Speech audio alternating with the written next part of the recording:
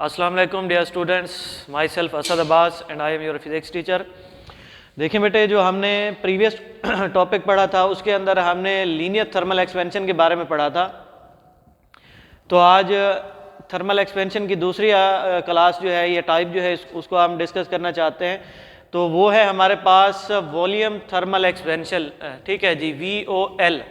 VOL जो है ये वॉल्यूम की शॉर्ट फॉर्म होती है, वॉल्यूम थर्मल एक्सपेंशन। तो वॉल्यूम थर्मल एक्सपेंशन जो है इसके अंदर क्या होगा, टॉपिक से ही मतलब नाम से ही ज़ाहिर है ये थर्मल एक्सपेंशन होगी इसके अंदर, लेकिन होगी किस चीज़ के अंदर? वॉल्यूम के अंदर। ठीक है जी, वॉल्यूम के अंदर जो एक्सपेंशन होगी उसे हम वॉल्यूम थर्मल एक्सपेंशन कहेंगे। ठीक है जी, यहाँ पर हम ये कंसीडर करते हैं कि हमारे पास एक सॉलिड सब्सटेंस है जिसको हमने हीट अप किया है। हीट अप करने से ये है कि उसके वॉल्यूम के अंदर चेंज आया है। ठीक है जी, चेंज जो है हमेशा एक्सपेंशन की सूरत में, मतलब कि इंक्रीज की सूरत में आया है। तो इसलिए हम यहाँ पर क्या करेंगे कि लिखते हैं यहाँ पर change in volume of solid. ठीक है जी, आपको पता है कि जब चेंज हम लिखते हैं तो साइन जो है हम ये डेल्टा का यूज़ करते हैं, इसको DELTA लिखते हैं और इसका मतलब होता है चेंज। ठीक है जी, तो ये वॉल्यूम का चेंज है। तो वॉल्यूम का चेंज हमेशा हम ये लिखते हैं कि फाइनल वॉल्यूम, ठीक है, और माइनस होता है आपके पास इनिशियल वॉल्यूम। ठीक है, तो आप मतलब कि यहाँ पे लिखोगे V माइनस V नॉट। अच्छा जी, अब चेंज इन टेम्परेचर जो है ये आपने सेम पिछले टॉपिक के अंदर भी किया था कि ये डेल्टा आपको अभी बताया मैंने कि डेल्टा का मतलब चेंज है, T है, T से मुराद टेम्परेचर है, तो टेम्परेचर के अंदर चेंज आएगा। तो change in temperature is equal to होगा फाइनल टेम्परेचर माइनस होगा आपके पास इनिशियल टेम्परेचर। अब जैसे हमने लीनियर थर्मल एक्सपेंशन के अंदर किया था, हमने कहा था कि चेंज इन लेंथ जो है ये डायरेक्टली प्रोपोर्शनल होती है ओरिजिनल लेंथ के और चेंज इन टेम्परेचर के। तो यहाँ पर भी हम कुछ ऐसा ही लिखेंगे कि चेंज इन वॉल्यूम जो है, क्या चीज़?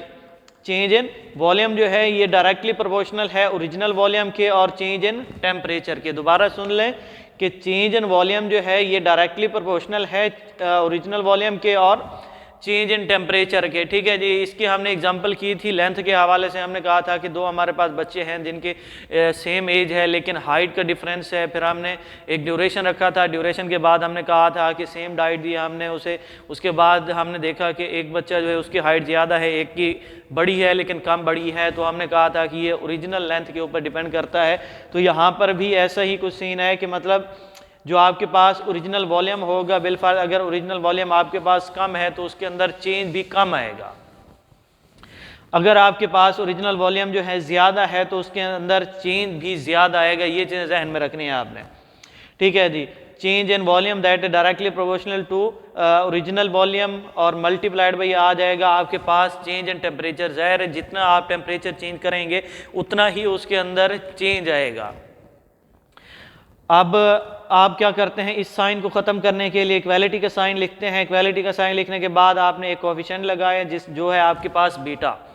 ठीक है जी, अगर आपको याद पड़ता है तो हमने जब लीनियर थर्मल एक्सपेंशन पढ़ा था तो वहाँ पर हमने कोफिशिएंट जो है लगाया था अल्फ़ा। ठीक है, यहाँ पर आज हम लगा रहे हैं बीटा। तो बीटा क्या है? ये बीटा एक कोफिशिएंट का नाम है, बाकी कोई इस तरह की कोई क्वांटिटी नहीं है। ठीक है जी, बीटा क्या है? ये कोफिशिएंट है। अब हम क्या करते हैं, इनकी वैल्यूज़ पुट कर रहे हैं, मतलब चेंज इन वॉल्यूम की, चेंज इन टेम्परेचर की, इस तरह की।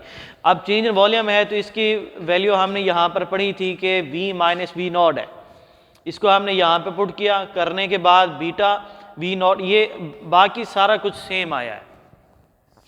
अब यहाँ से हम क्या करते हैं कि V नॉट माइनस है, इधर आके प्लस का हुआ, तो ये V नॉट प्लस आगे आपके पास ये वाली टर्म जो है सारी की सारी है पड़ी, कोई चेंज नहीं है इसके अंदर। अब आप दूसरे स्टेप में देखें कि V नॉट इसके अंदर भी है, V नॉट इसके अंदर भी है, तो दोनों में जब सेम है तो हम इसे कॉमन ले सकते हैं। क्या करते हैं, इसे हम कॉमन लेंगे। कॉमन लेने के बाद ये है कि इस जगह हम 1 लिख देंगे, बाकी बीटा इसकी जगह भी 1 आएगा, लेकिन 1 इनके साथ मल्टीप्लाई होके ख़त्म हो जाता है, बाकी वही वैल्यू रह जाती है हमारे पास। तो यहाँ पर जो हमने इक्वेशन फाइनलाइज की है ये हमारे पास क्या है, वॉल्यूम थर्मल एक्सपेंशन की इक्वेशन, ये फार्मूला भी आप कह सकते हैं। ठीक है जी, V is equal to V naught और 1 प्लस बीटा और डेल T, ये आपके पास फाइनल इक्वेशन है किसकी? वॉल्यूम थर्मल एक्सपेंशन की। क्लियर हो गया। अब एक और चीज़ मैंने लिखी है, बीटा इज इक्वल टू है आपके पास del V divided by V naught और मल्टीप्लाइड बाई डेल टी। यहाँ से हमने ये वैल्यू निकाली है। अगर बीटा की आप वैल्यू निकालना चाहें सेम ऐसे जैसे आप लोगों ने अल्फा की निकाली थी, ठीक है जी, तो अल्फा बीटा की आप लोग कैसे लिखोगे, बीटा इज इक्वल टू आ जाएगा आपके पास, ये मल्टीप्लाई हो रहा है उधर जाके डिवाइड होगा, डेल वी डिवाइडेड बाई आ जाएगा वी नॉट और डेल टी। ठीक है जी, तो ये है आपके पास जो कोफिशिएंट इस्तेमाल हुआ है, वॉल्यूमेट्रिक कोफिशिएंट या वॉल्यूम थर्मल एक्सपेंशन का कोफिशिएंट, या इसे आप coefficient of volume thermal expansion भी कह सकते हैं। तो उसकी जो वैल्यू है वो ये है। ठीक हो गया जी। अब ये एक रिलेशन उसने यहाँ पर बताया, इधर देखें आप, beta is equal to 3 alpha. ठीक है जी, beta is equal to 3 alpha. 3 alpha से मुराद ये है कि यहाँ पर आपके पास ये एक रिलेशन है, बाकी इसकी कोई डेरिवेशन नहीं है। ठीक है जी, beta is equal to 3 alpha आपने ये लिखना है। ये एक क्वेश्चन भी आ सकता है। वैसे ये जो वॉल्यूम थर्मल एक्सपेंशन है ये लॉन्ग क्वेश्चन है। ठीक है जी, बाद बच्चे पूछते हैं कि सवाल कौन से यहाँ पे बनते हैं, मतलब कि लॉन्ग बनते हैं, ये शॉर्ट हैं। तो वॉल्यूम थर्मल एक्सपेंशन जो है ये आपके पास एक लॉन्ग क्वेश्चन है। अब ये आता किस तरह से है, स्टेटमेंट वो आपको देंगे कि एक्सप्लेन वॉल्यूमेट्रिक थर्मल एक्सपेंशन या वॉल्यूम थर्मल एक्सपेंशन। पहली बात, अगर ये इस तरह से नहीं देते तो ये जो आप मैं पॉइंट बताने जा रहा हूँ ये इंतहाई अहम है, आप इसे नोट करेंगे। यहाँ पर वो ये कहेंगे कि describe the relation between beta, मतलब कि coefficient of volume thermal expansion and coefficient of linear thermal expansion. ठीक है जी, दोबारा आप सुन लें कि यहाँ पर वो क्या कहेंगे कि रिलेशन बताएंगे आपको कि right relation between beta and दूसरा क्या था आपके पास, coefficient of linear thermal expansion. ठीक है जी, तो आपने यही कुछ लिखना है ये सारा। ठीक है, अब नेक्स्ट है आपके पास एक एग्जांपल 8.7। 8.7 जो है ये एक प्रैक्टिकल एग्जांपल है वॉल्यूमेट्रिक थर्मल एक्सपेंशन की। ये है आपके पास, पेज नंबर आप लोग आ जाएं,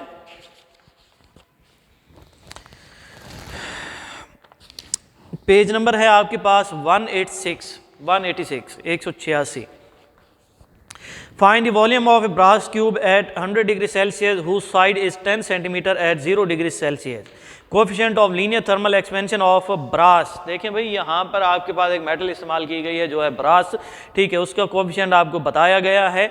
और आप एक चीज़ और भी जहन में रख लें, पेज नंबर 185 यहाँ पर एक टेबल आपको दिया गया है, coefficient of volume thermal expansion of various substance. मुख्तलिफ सब्सटेंस के आपको कोएफिशिएंट दिए गए हैं जो कि आप लोगों ने क्या करने हैं, याद करना है, ऑब्जेक्टिव में आता है।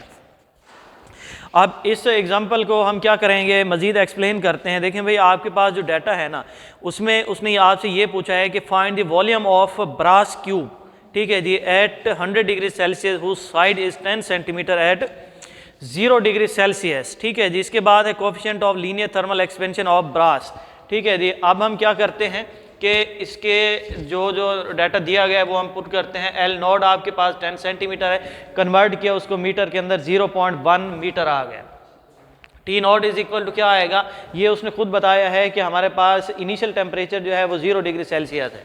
ठीक है जी, 0 डिग्री सेल्सियस है, इसे आप कन्वर्ट करोगे केल्विन के अंदर तो जो आपके पास ये वैल्यू होती है इसमें आप लोग 273 जो है प्लस करते होते हैं।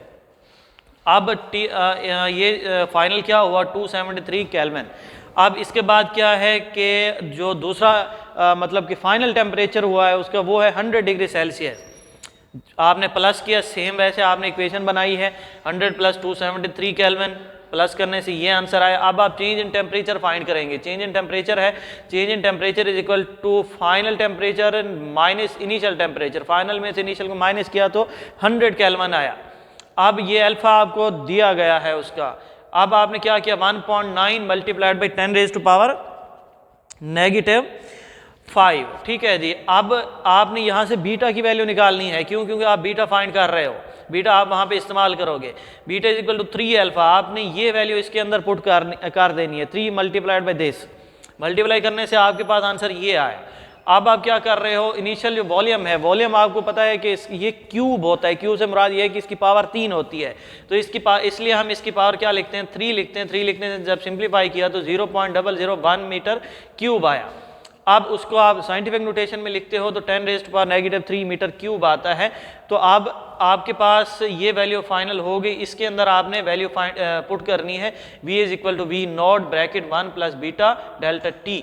ठीक है जी, वैल्यूज पुट करने से आपके पास फाइनल आंसर आता है ये 1.0057 मल्टीप्लाइड बाई 10⁻³ तो बेटे ये है आपकी एग्जाम्पल। ठीक है, और ये टॉपिक था। उम्मीद है कि आपको समझ आ गया होगा। मजीद अगर नहीं आया तो आप हमसे व्हाट्सएप के थ्रू या कोई टैक्सी या कोई भी वे ऑफ कम्युनिकेशन इस्तेमाल करके रब्ता कर सकते हैं। शुक्रिया।